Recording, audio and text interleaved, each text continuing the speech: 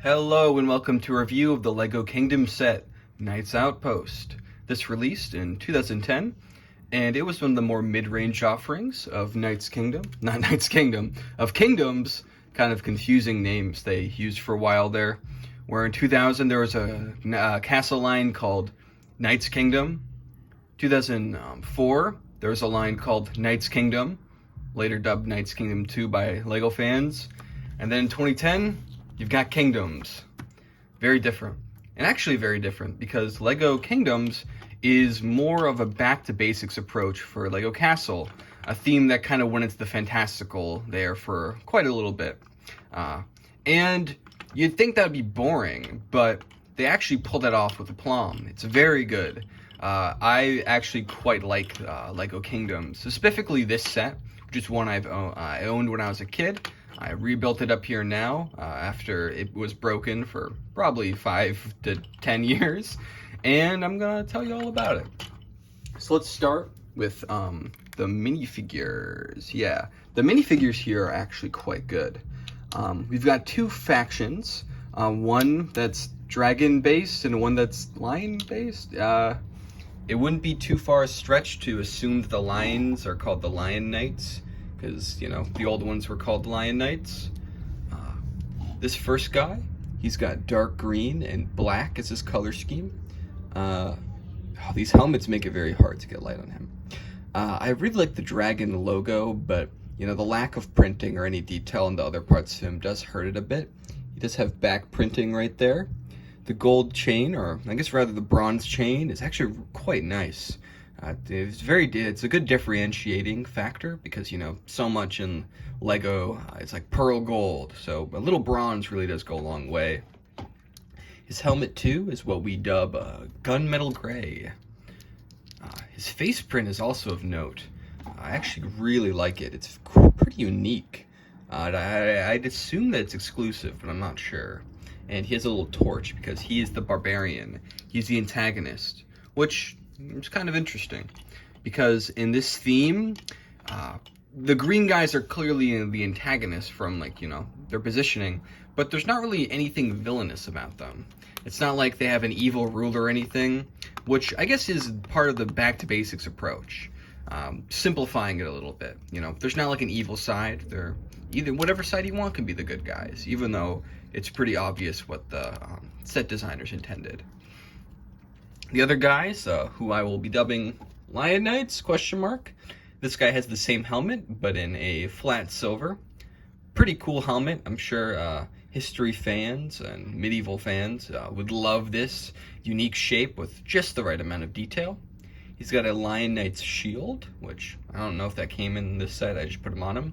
He's got a nice pearl gray, pearl gray, weird, or pearl silver spear. And his print's okay. On the back, it's about the same. On the back, it's about the same. And I will critique one thing again. I don't think, like, the print on the chest is good, but the parts around it, I'm not really feeling. Especially the legs. Like, why black for the hip? I'd assume that he'd have, like, a red one or something, but that's okay. The other guy has a nice little helmet. Really nice quality. I don't know. This one, I know this one's been around forever, but seeing it all shiny like this is definitely unique. And he has one of those awful looking 2006 or 2007 face prints with the yellow eyebrows or the orange eyebrows. Not my favorite. He has a crossbow, which we'll see will come into play later. Looking at the set itself, it has two main sections. We've got the catapult, and we've got the outpost that has to be protected. I think both are actually pretty substantial for what they are. This catapult, I'm missing a lot of cheese slopes. There should be some gold ones in here. It's pretty well built up. The brown really does a good job of differentiating all this black. But I do think there should be a little more dark green besides cheese slopes, because when you realize that the only dark green is cheese slopes, it makes you question a few things. I do like the two dragon shields that are there. I do wish there was somewhere to put him, as well as a place to put this extra cannonball they give you, because otherwise they kind of just, you know, lay loose. There's a pet peeve I have when LEGO sets don't give you the ability to put everything into play at once. And the gimmick with this is that you can launch it by pushing down. And let's give it a try. I missed. Let's use the other cannonball. I missed again. Yeah, the idea is you're trying to hit the outpost. Oh man, where'd those go? You're trying to hit the outpost, and there is a fragile element that will be knocked down, supposedly.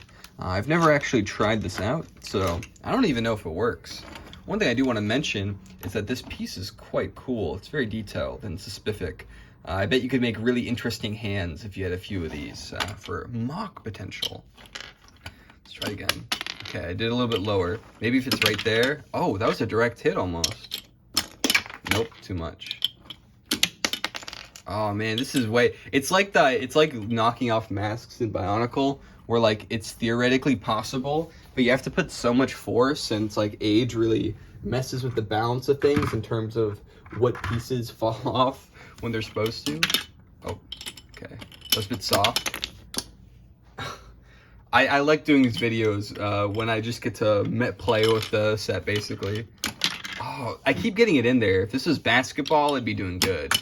But, you know, directly swinging it always makes it fly over, which is the problem I'm facing. Okay, let's do one more try. Let's have it way in the back here. Okay, two more. Okay, I can't stop. This is too fun. This is, as you can tell by my giddiness, this is a great little gimmick. And sorry about the noise, is really annoying. Oh, I can't get it. I can't get it. But the idea, let's pretend it works. Oh, it's kind of hard to jiggle it out. But, oh wow, this is kind of stuck in there. The idea is like, oh no, it falls over. It falls over. And yeah, that's that. Let's take a look at the castle itself, which is very simple but effective. It has these stickered pieces that are a little ugly, but they get the job done.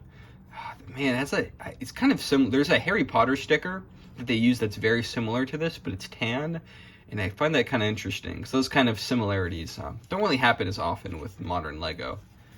Yes, that's an old gray piece. I'm sorry. The bottom floor, there's not much going on, as in nothing, but it is densely packed. So I won't give them, I won't give them too much scorn for this. It is kind of difficult to actually fit someone in there because, your fingers or whatever, you kind of have to go on both sides. So you can probably just, yeah, it's really awkward though. If I had smaller hands though, which, let's be honest, is close to an impossible margin, it'd be easier to get in there. Looking at the next floor, this one has a good amount of room for readying our guys. He fits in pretty snugly, but he does fit. And this is where this part of the outpost is attached. It's pretty finicky to get it in there because it's very specific dimensions because they have all the arches. Let's try to get that in there. It's very tightly in there. I would have made it a little looser, to be honest, but it is nice that when you're transporting this thing, unless you force it, it's not gonna, the removable bit's not gonna fall off. You've got one of these cool little printed flags.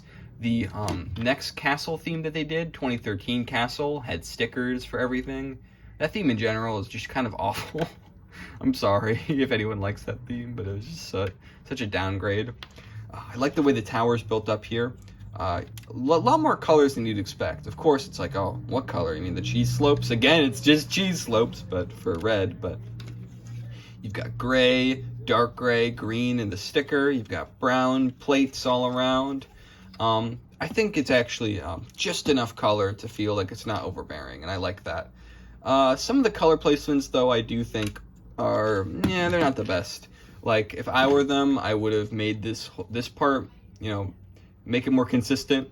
Maybe the arch, I like the arch being light gray. Maybe I would make this whole thing dark gray, because, it's kind of like, okay, you get this top part. It would really feel like it would stick out, but maybe they didn't want it to stick out, because then it's like, that's the part that's obviously the part you knock, because, I don't know, I kind of forgot about this whole knocking off thing when I remembered this set. Looking at this has that classic tower look that I always really loved as a kid, and now leads to the top. We've got a nice little flag going on here, some gold and red, and a little a little bit to put on the crossbow, which goes right there. So it's pretty obvious this is the Outpost section of it, where our friend here, he shoots people with arrows. I'm losing it right now. I don't know if I'm just tired or whatever, but I'm losing it right now. And that's really all there is to be said about the set. It's very simple. Has one main gimmick that's pretty successful, even if maybe they should have made it a little easier to activate. Maybe I'm just really bad at aiming. That's also a possibility. I'm able to get it in there very well, it's just I can't hit it. Anyways, good gimmick.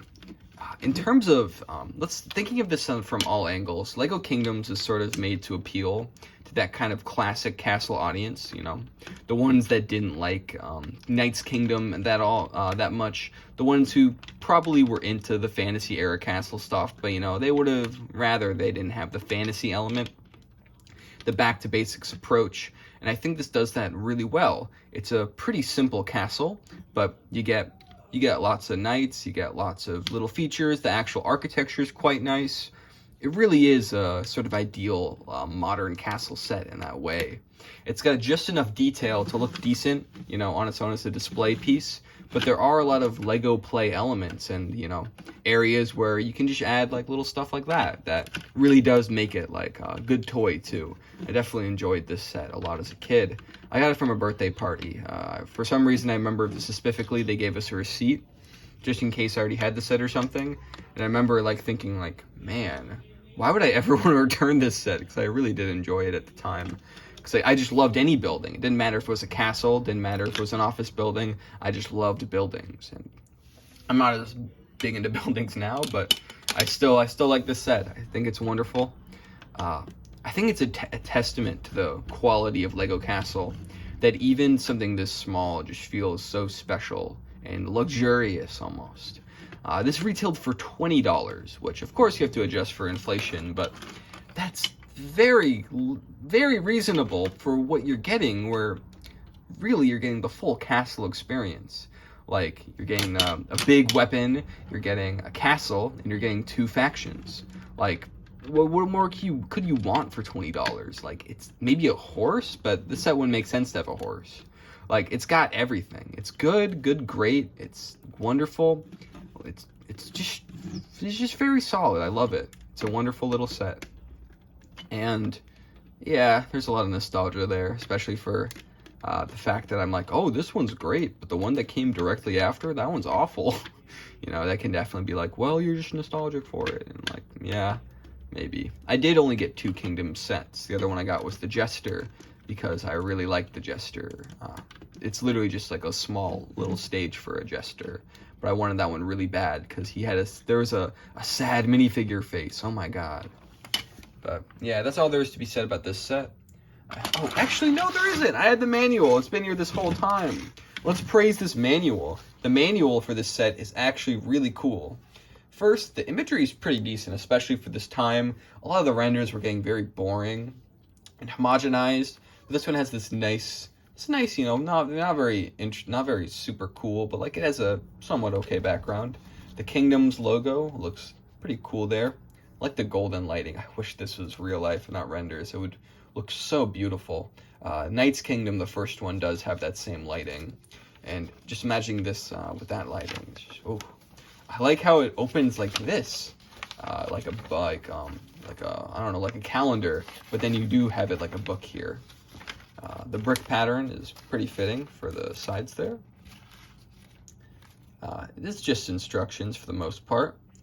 But at the end they really have a lot of fun.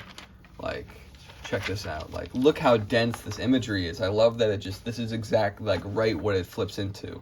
This is the kind of thing that they did all the time in old instruction manuals, but around this time they didn't really have the advertisement stuff, but this image just feels so full, and I love this one. There's so much action going on. Of course, it's like a lot of it's like, okay, it's a lot of compositing, it's not like real imagery, but it definitely evokes that feeling of seeing all the sets from a wave in a LEGO catalog or in the back of the instructions in like such a cool way. And I like how they even say, like, oh, you could bring this catapult and use it on the other set. Or maybe he does come with another catapult, but it's kind of a cute little insignia of that. And man, look at that armor. That's so detailed and wonderful. Same with this guy, too. They had some really good prints in the series. I'll give them that. Oh, man. Lots of just, I don't know, very detailed, but also Lego-like castle guys. And this was like the last time they really gave a good effort at like evolving them, you know, making some new out of castle. I mean, Nexo Knights, very much that, but you know, this is a little more actual castle, not like, you know, just medieval inspired. We have all the sets. I think I had that one, but I'm not sure. I have the cannon, but that could have just been from a used Lego lot or something. I like that the on the boxes you've got the two factions fighting. The next year for Lego Kingdoms would be a bit of a smaller one, where they didn't really have any crazy sets in terms of like, I don't know. It was I wouldn't. It's hard to explain. There's only 4 sets, so you're like, okay, where are the sets? But they have the sets that are there are pretty substantial, and they very much feel geared at collectors. There's the windmill raid that had the infamous goat, and there was another one, the chariot. I think it's the chariot race or something. That's another one that feels very much geared at those old heads, but I guess they didn't sell that well, unfortunately, because they never really attempted this kind of thing again, besides a few one-offs like the excellent medieval blacksmith shop, which would fit right into Kingdoms. That's all there's to say. I've prattled on enough. Thank you for watching my review. Have a great day. I love you.